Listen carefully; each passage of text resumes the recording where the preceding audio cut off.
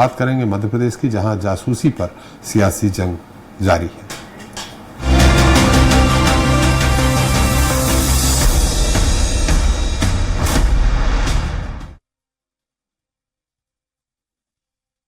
सियासत में ऐसा कम ही देखने को मिलता है जब दिग्विजय सिंह किसी पर सियासी निशाना साधे और उसकी चर्चा न हो।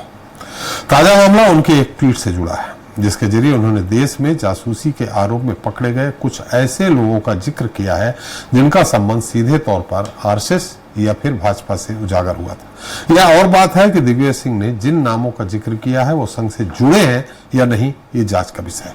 लेकिन दिग्विजय सिंह यह भी जानते हैं कि उनके इस ट्वीट की टाइमिंग सियासत के लिहाज से बिल्कुल सटीक है। आज इस पर चर्चा करेंगे, उससे पहले देख लेते हैं एक रिपोर्ट। देश में सेना का ऑपरेशन सिंदूर जारी है। पहले पहलगाम हमला और उसके बाद पाकिस्तान पर की गई कार्रवाई के बाद देश के अंदर भी गद्दारों को लेकर बड़ा अभियान चलाया जा रहा है।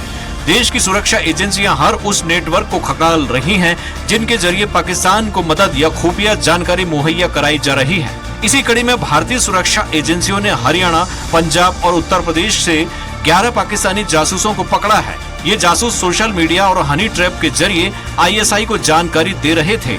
इनमें ट्रैवल ब्लॉगर और ऐप डेवलपर जैसे लोग शामिल हैं। लेकिन इस मामले पर राजनीतिक टिप्पणी करते हुए कांग्रेस के वरिष्ठ नेता दिग्विजय सिंह ने इसे सियासी रंग दे दिया है। दिग्विजय ने सोशल मीडिया में पोस्ट कर आरएसएस पर सियासी निशाना साधा है। दिग्विजय ने लिखा कि कल खबर आई कि देश में आईएसआई से जुड़े कुछ जासूस पकड़े गए हैं। डीआरडीओ का अधिकारी प्रदीप कुरुलकर, जो आरएसएस से जुड़ा हुआ था, वह पाकिस्तान को सूचना देता था। वहीं एक खबर और आई थी कि बीजेपी का ध्रुव सक्सेना आईएसआई के लिए काम करते हुए पकड़ा गया। लेकिन उनका क्या हुआ? क्या बीजेपी आरएसएस का मुखबिरी का इतिहास है? दिग्विजय ने आगे लिखा है कि नरेंद्र मोदी जब गुजरात के मुख्यमंत्री थे तब उन्होंने कहा था कि समस्या बॉर्डर पर नहीं है, समस्या दिल्ली में है। दिग्विजय ने विदेश मंत्री एस जयशंकर पर भी निशाना साधा। सिंह ने लिखा कि एस जयशंकर का बयान हमारे देश को हंसी का पात्र बना रहा है। ट्वीट के अंत में दिग्विजय ने सरकार से कुछ सवाल भी पूछे हैं। वैसे तो ये कोई पहला मामला नहीं है जब दिग्विजय सिंह ने आरएसएस पर सीधा हमला बोला है। इससे पहले भी वो आरएसएस को लेकर तल्ख बयान देते रहे हैं, जिसके जवाब में बीजेपी उन्हें उन्हीं के अंदाज में जवाब देती आई है। Bureau report, Swaraj express. तो जासूसी पर जो लोग जुबानी जंग, इस पर ज्यादा चर्चा के लिए मौजूद है खेमचंद शर्मा जी, बीजेपी नेता दिल्ली से हमारे साथ हैं। राहुल राज जी, कांग्रेस वक्ता भोपाल से हैं। डॉक्टर भूपेंद्र सोलेरी जी, वरिष्ठ पत्रकार भोपाल से हैं। भूपेंद्र जी, सबसे पहले आपसे फिर से, जब भी इस तरह से कोई बात, चाहे बाटला कांड हो, बहुत सारे ऐसे मुद्दे हैं जब दिग्विजय सिंह जी ने बयान दिया हो और राजनीतिक भूचाल ना आया हो, लेकिन उनको सियासी मायने कितने फायदा कितना मिलता है ये अलग बात है, लेकिन मुझे जो लगता है कांग्रेस को नुकसान हो जाता है। क्या सही है ये भूपेंद्र जी?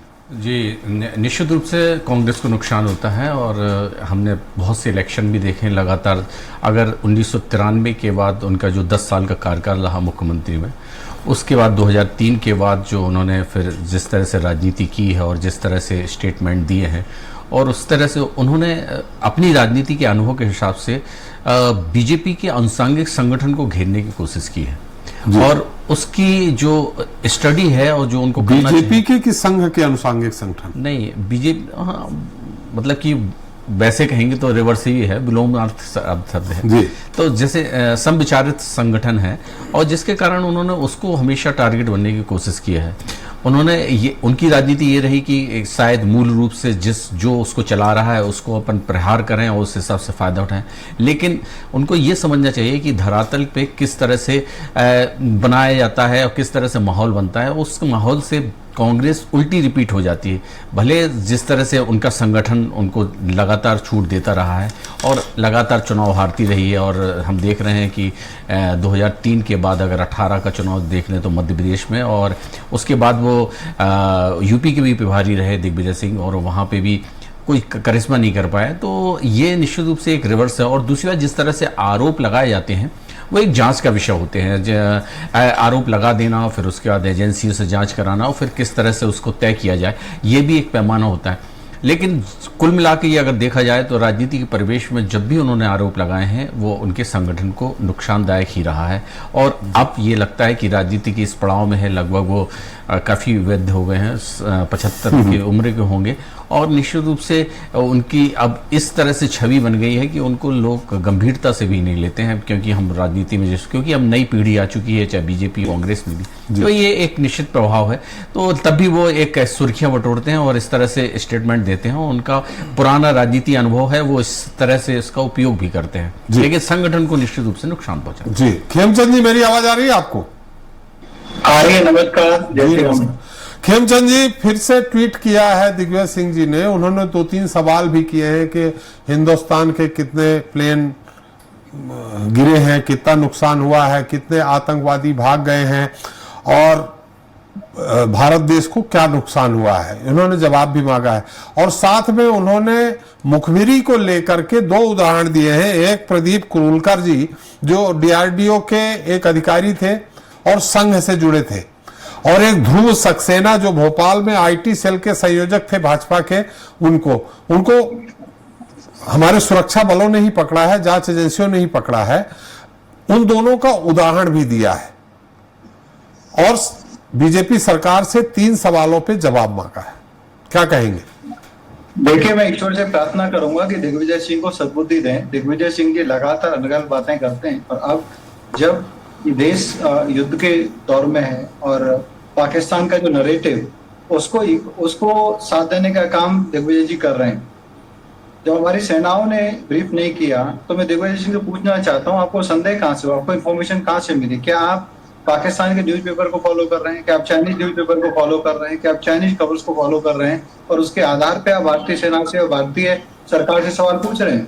जी, जब सेना ने आपको एक ब्रीफिंग दी है तो उस पर विश्वास करने की बजाय आप पाकिस्तान के नैरेटिव को मौजूद करने की क्यों कोशिश कर रहे हैं? मैं देख रहा हूं राहुल गांधी ने जैसे ही सवाल पूछना शुरू किए और वो चाइनीज और पाकिस्तानी न्यूज के आधार पे, तो कांग्रेस के जो अन्य नेता हैं अलग अलग बातें कर, कोई कह रहा है 1 राफेल चला गया, कोई कहते हैं 2 चला गया, कोई कह रहे हैं 6 चला गया, कोई कह रहे 10 चला गया। तो ये इसका मतलब क्या है? आप देश का मनोबल कम करना चाहते हैं, आप देश में पैनिक फैलाना चाहते हैं, आप देश में इस तरीके की भावना पैदा करना चाहते हैं कि भाई देश सुरक्षित नहीं है।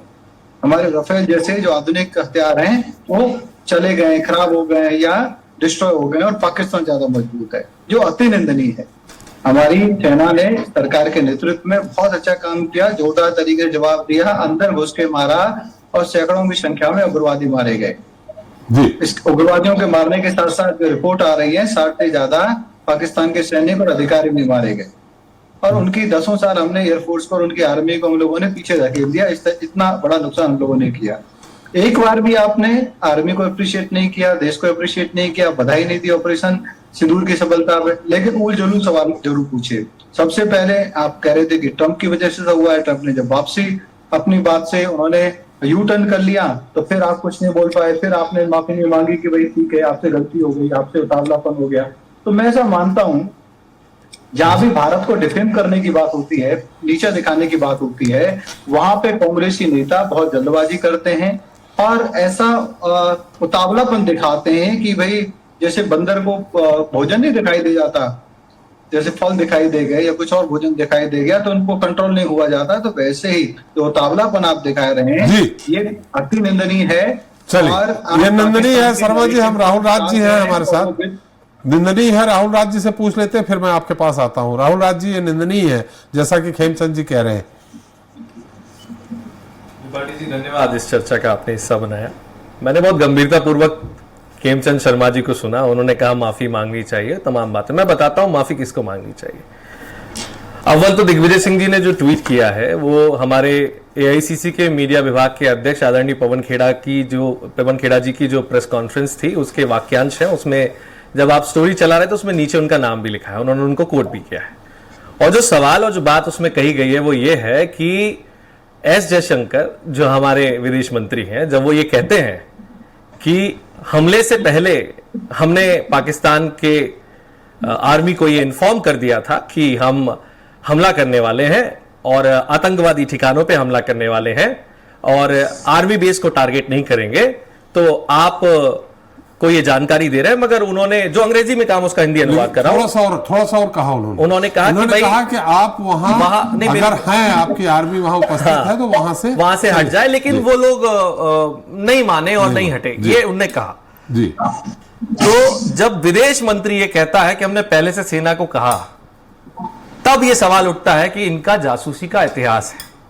क्यों है, मैं बताता हूं शर्मा जी, माफी क्यों मांगनी चाहिए। जब इस देश में पूरा भारत अंग्रेजों से लड़ रहा था, तब आपके पितृपुरुष सावरकर जी अंग्रेजों के साथ खड़े थे। जब इस देश में पूरा भारत छोड़ो आंदोलन अंग्रेजों के विरुद्ध कर रहा था, तब आपके पितृपुरुष श्यामा प्रसाद मुखर्जी मुस्लिम लीग के साथ सरकार बना के बैठे थे। जब आजादी के बाद जनसंघ, जनता पार्टी, सबको मिला के आपने एक सरकार बनाई, तब आपके प्रधानमंत्री, इस देश के वो प्रधानमंत्री, इतिहास में कभी ऐसा नहीं हुआ, मोरारजी देसाई जी ने, जियाउल-हक उस समय के जो आर्मी जनरल थे, उनको फोन लगा कहा कि हमें पता है आप वो वहां पे न्यूक्लियर में बना रहे हो, हमारे रॉकी एजेंटों ने हमें बता दिया, पूरी रॉकी इंफॉर्मेशन उन्होंने पाकिस्तान के साथ शेयर की, और कुछ दिनों के भीतर पूरे हमारे रॉकी एजेंटों को मारा गया, गायब किया गया, क्या हुआ पता नहीं, लेकिन वर्षों की मेहनत में पानी फेर दिया, जिसका आज भी हम भोग रहे हैं। और इसके बाद आपके लाल कृष्ण आडवाणी जी पाकिस्तान जाते हैं जिन्ना की बाजार पे, और क्या कहते हैं कि जिन्ना बड़े धर्मनिरपेक्ष व्यक्ति थे। फिर अटल बिहारी वाजपेयी जी बस चला के लाहौर जाते हैं, लौट के आते हैं, कारगिल होता है, उसके बाद परवेज मुशर्रफ को आगरा में बुलाते हैं, ताजमहल दिखाते हैं। फिर मोदी जी बिना बुलाए नवाज शरीफ के यहाँ बिरयानी खाने चले जाते हैं।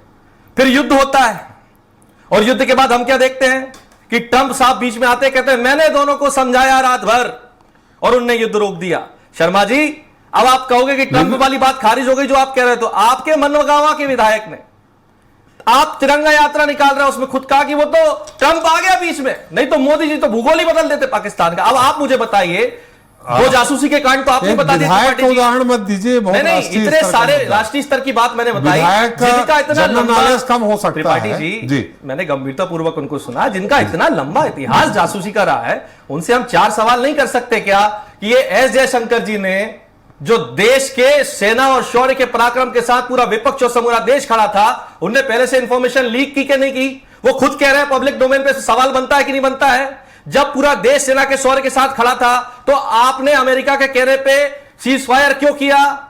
यह देश जानना चाहता है। और उन्होंने जो सवाल किया, भाई पाकिस्तान में जाके हमने क्या हमला किया त्रिपाठी जी, ये तो हमको पता है, हमारी सेना के शौर्य पराक्रम पे हमको गर्व है, पूरा विश्वास है, हमारी सेना ने हमको बताया कि उसने क्या क्या किया। लेकिन ये जो बातें आप कह रहे हो हमने पहले से बता दिया था, तो कौन कौन से आतंकवादी भाग गए भैया, जिनको पहले से पता है? और पुलवामा, जो पहलगांव में हमला हुआ, जिन लोगों ने हमारे भारत में घुसकर हमारे निहत्ते और निष्पाप, निष्कलंक, निसहाय हमारे टूरिस्टों को मारा, उनका क्या? तो वाजिब सवाल कांग्रेस पार्टी पूछ रही है, और यहां शर्मा जी बैठ के कह रहे हैं माफी मांगना चाहिए। माफी तो देश से प्रधानमंत्री मोदी जी को मांगना चाहिए कि ऐसे विदेश मंत्री जो खुद कह रहे हैं कि हमने बता दिया पहले, और आप चुप हो चाइना पे, आप चुप हो अमेरिका पे, देश से माफी आपको मांगनी चाहिए और देश को बताना चाहिए। आखिर चुप्पी की ओर।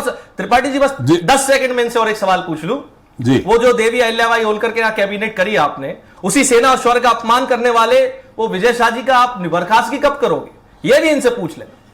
चलिए, वो बर्खास्तगी करेंगे नहीं करें, कोर्ट में मामला है। खेमचंद जी भी दिल्ली में बैठे हैं, मध्य प्रदेश की राजनीति से बहुत ज्यादा वाकिफ नहीं है। जी खेमचंद जी। त्रिपाठी जी, इन्होंने वीर सावरकर जी पे टिप्पणी की, मैं पूछना चाहता हूं, कांग्रेस पार्टी के किस नेता को काला पानी की सजा हुई और क्यों नहीं हुई? जी, क्यों नहीं हुई? विचार करो फिर बताना। एक नेता बताओ, कांग्रेस के किस नेता को अंग्रेजों ने गोलियों से मारा?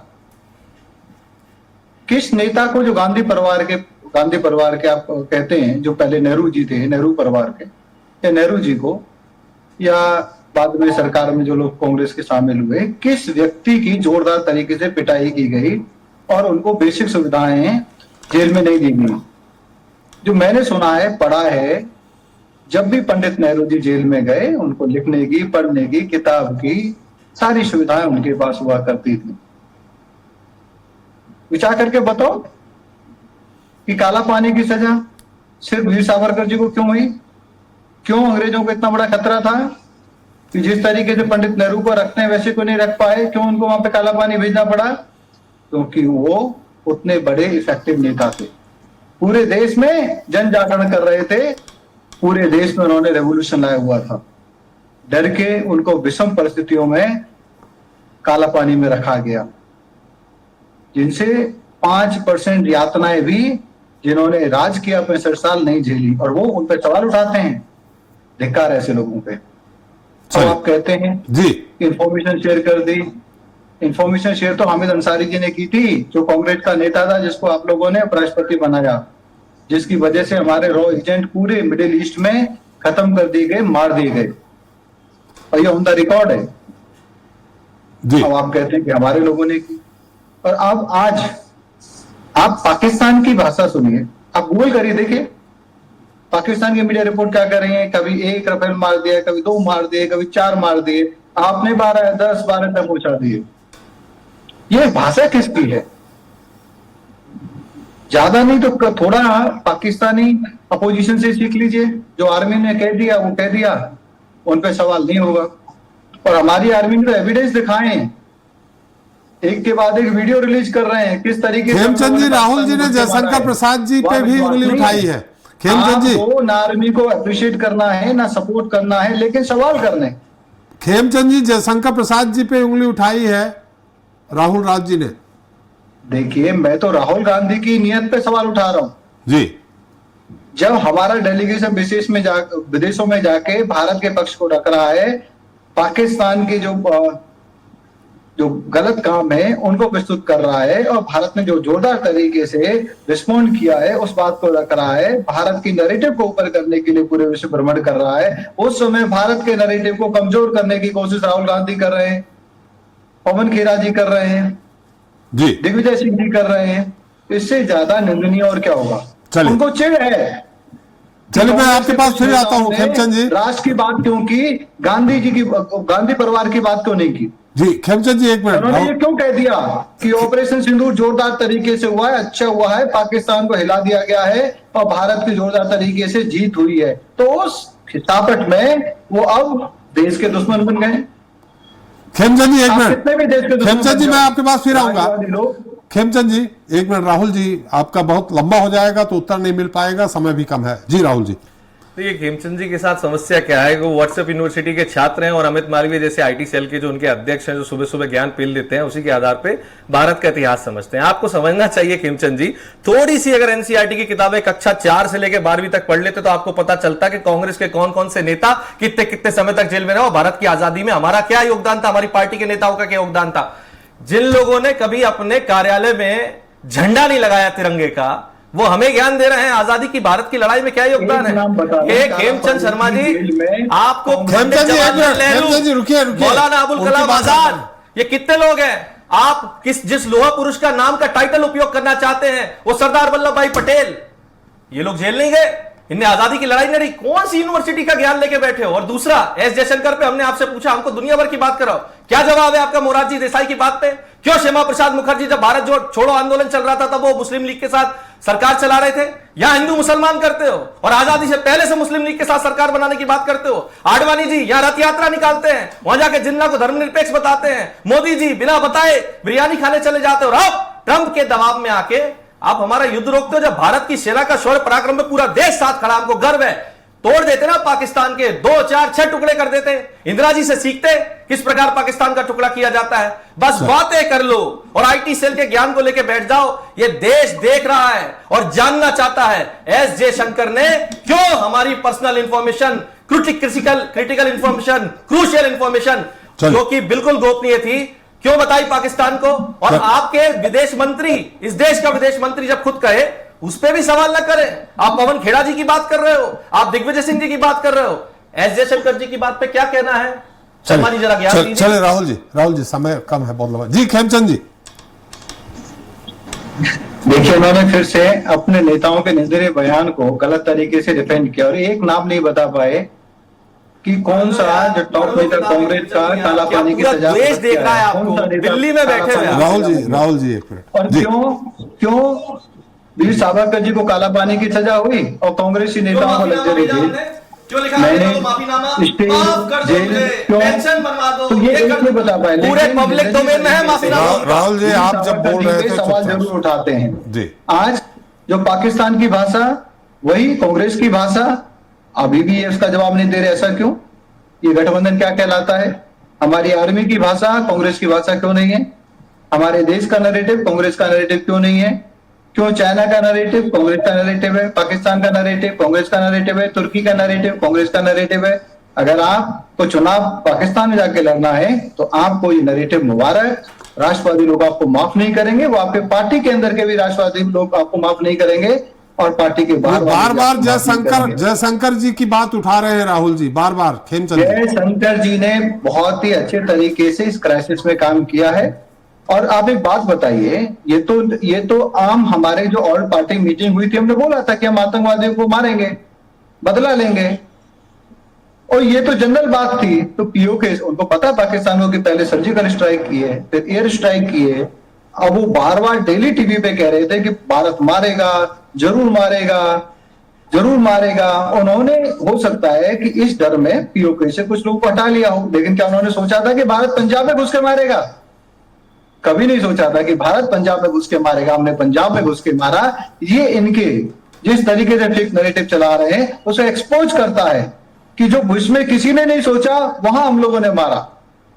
चलिए एक मिनट खेमचंद जी राहुल जी बहुत संक्षेप में, फिर हम एक बार फिर अभी तक नहीं बताया कि पाकिस्तान को क्रूशियल इंफॉर्मेशन क्यों शेयर करी।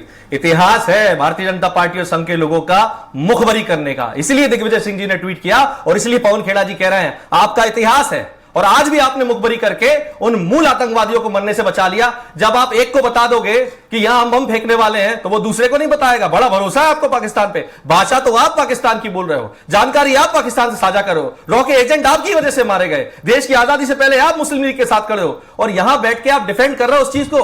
बता क्यों नहीं देते कि एस जयशंकर ने कौन सी इंफॉर्मेशन लीक करी? आए ना पब्लिक डोमेन में, आए जाए विदेश सचिव बताए, हमारे जयशंकर खुद बताए, वो कह रहे हैं यार पब्लिक डोमेन में। महाराज अब तो हाथ जोड़ के निवेदन है, सत्यता को स्वीकार करते हुए देश को यह बताओ कि हमारी आर्मी की कौन सी इंफॉर्मेशन उन्होंने लीक करी। चलिए अंतिम उत्तर खेमचंद जी। बार बार जयशंकर जी पे गलत आरोप लगा रहे हैं, पाकिस्तान के नैरेटिव को बढ़ावा दे रहे हैं, हमारी आर्मी को डिफेम कर रहे हैं, हमारे देश को डिमोलाइज करने की कोशिश कर रहे हैं। इससे बड़ा और एग्जाम्पल नहीं हो सकता कि कांग्रेस का पाकिस्तानीकरण हो चुका है, कंप्लीट पाकिस्तानीकरण हो चुका है। इनको पाकिस्तानीकरण मुबारक हो, देश माफ नहीं करेगा। चलते चलते भूपेन जी, इसके राजनीतिक मायने क्या? ये मुझे लगता है ऑपरेशन सिंदूर पॉजिटिव वे में है तो इस देश में नेगेटिव वे में भी उसके बारे में प्रचार प्रसार हो रहा है। देखिए, कोई सरकार कोई भी काम करती है उसके बीच में राजनीति तो होती है, और राजनीति पार्टियों का अधिकार भी है और विपक्ष का भी अधिकार है प्रश्न पूछने का। अब पूछने की कहाँ तक सीमा है, आरोप लगाने में कहाँ साबित होते हैं, ये एक अलग पब्लिक डोमेन में बन जाता है। लेकिन सब लोग फायदा लेना चाहते हैं और उसका अपने हिसाब से चाहते हैं। जिस तरह से हमने स्ट्रेटेजी देखी है, पहले सर्वदलीय बैठक हुई थी, उस तरह से पूरे विपक्ष ने सरकार का सपोर्ट किया था और उसके मायने भी लेने की कोशिश की गई थी। और जैसे जैसे ये फिर सीज फायर हुआ और सीज फायर के बाद फिर विपक्ष ने प्रश्न उठाए, फिर उन्होंने कैंपेन सांसदों का भेजने की कोशिश की और कांग्रेस ने उस पर भी, जैसे शशि थरूर वगैरह का। लेकिन इन सब चीज़ों से देश की टाइमिंग और सारी चीज़ों को देखा जाता है।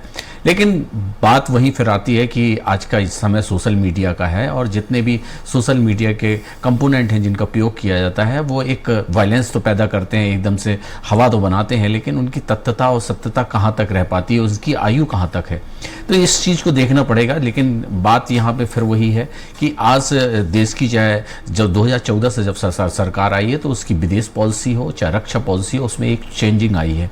और निश्चित रूप से जो कांग्रेस थी और कांग्रेस ने बड़े लंबे तक शासन किया है और कांग्रेस की उनकी पॉलिसियों का प्रभाव भी दिखता है। तो 2025 का जो सिंदूर ऑपरेशन देखा है हमने, उसके पहले के जो भी चीज़ देखी हैं, तो इंदिरा जी का भी वो 1971 का वो परिणाम वो भी बहुत साहसिक था। लेकिन आज के समय में जिस तरह से एक नई धारणा बनी है राष्ट्र की, एक राष्ट्रवाद के प्रति और राष्ट्रवाद के प्रति मोदी जी जिस तरह से आए हैं और उनके प्रति जो जनता का सपोर्ट है, वो निश्चित रूप से दूसरी विपक्ष पार्टियों को एक तिलमिलाता चाहता है और उसके लिए तैयार होना है, लेकिन उसके लिए मुझे लगता है कि एक पॉजिटिव वे पे जाना पड़ेगा, सिर्फ आरोप के नहीं। और इसके लिए निश्चित रूप से जो अपने कम्युनिकेशन के संसाधन हैं उनका प्रयोग अच्छी पॉजिटिव वे से करना चाहिए और आंकड़ों की तरह करना चाहिए। जिस तरह से आज की डिबेट भी देख रहे थे तो हम बस उसी फ्लैशबैक में चले जाते हैं, पुराने इतिहास में चले जाते हैं और उसका मूल तत्व नहीं रह पाता है। तो निश्चित रूप से इस चीज को समझना पड़ेगा और दोनों पार्टियों का अपना अपना मूल अधिकार है और इतिहास है। तो निश्चित रूप से हम ये कहेंगे कि हमको देश रहेगा तो हम लोग रहेंगे, तो इसलिए देश के प्रति सारे लोगों की जिम्मेदारी है, हमारी भी है और राजनीतिक पार्टियों की भी है। और पक्का ये सत्ता के लिए सब कुछ होता है कैलकुलेशन, तो निश्चित रूप से अब इन लोगों को कैलकुलेशन का अधिकार है अपने संगठन के लिए। तो हम तो यही कहेंगे कि राष्ट्र के लिए राष्ट्र पहले है, उसके बाद राजनीति। चलो हमारा समय भी समाप्त हो गया। बहुत बहुत धन्यवाद खेमचंद जी आपका, राहुल राज जी आपका, भूपेंद्र जी आपका हमारे साथ चर्चा में शरीक होने के लिए। तो आज हमने चर्चा की दिग्विजय सिंह के उस तंज की जिसमें उन्होंने देश को ताजा हालात को लेकर आरएसएस पर निशाना साधा है। दरअसल दिग्विजय सिंह राजनीति के माहिर खिलाड़ी हैं। वे जानते हैं कि आरएसएस को टारगेट करते ही पूरी बीजेपी उनके निशाने पर आ जाती है और फिर भाजपा के जवाबी हमले दिग्विजय सिंह के लिए सियासी माइलेज का काम करते हैं। जवाबी हमलों से दिग्विजय सिंह सियासी सुर्खियां बटोरने लगते हैं और एक नेता के तौर पर उनकी चर्चा न सिर्फ उनकी पार्टी में होने लगती है बल्कि निगेटिव ही सही, लेकिन उनकी विरोधी भी उनकी चर्चा करने पर मजबूर हो जाते हैं। अब देखना यह होगा कि उनका यह बयान राजनीति में क्या रंग दिखाता है। आज के लिए इतना ही। नमस्कार।